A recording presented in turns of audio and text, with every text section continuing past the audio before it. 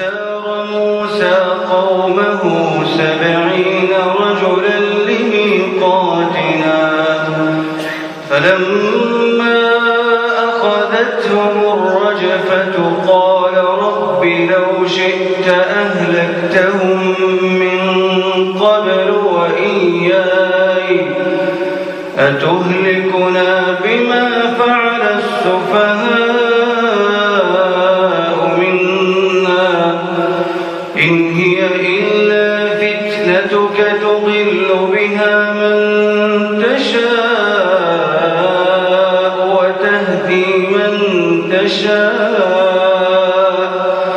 أنت ولينا فاغفر لنا وارحمنا وأنت خير الغافرين واكتب لنا في هذه الدنيا حسنة وفي الآخرة إنا هدنا إليك قال عذابي أصيب به من أشاء ورحمتي وسعت كل شيء فسأكتبها للذين يتقون ويؤتون الزكاة والذين هم بآياتنا يؤمنون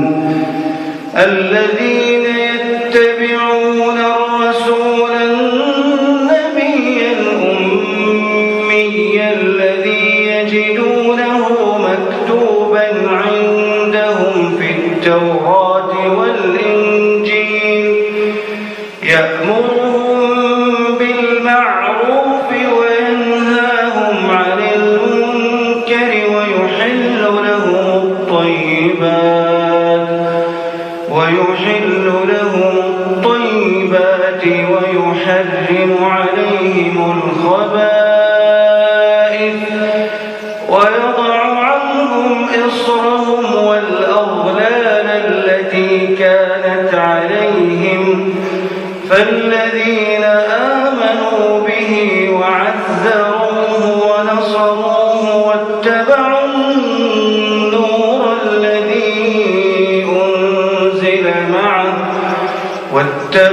النور الذي أنزل معه أولئك هم المفلحون قل يا أيها الناس إني رسول الله إليكم جميعا الذي له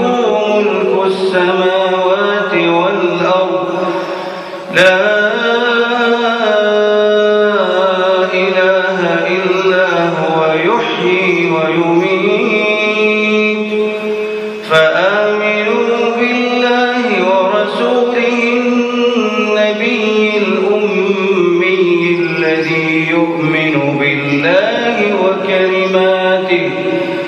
واتبعوه لعلكم تهتدون ومن قوم موسى أمة يهدون بالحق وبه يعدلون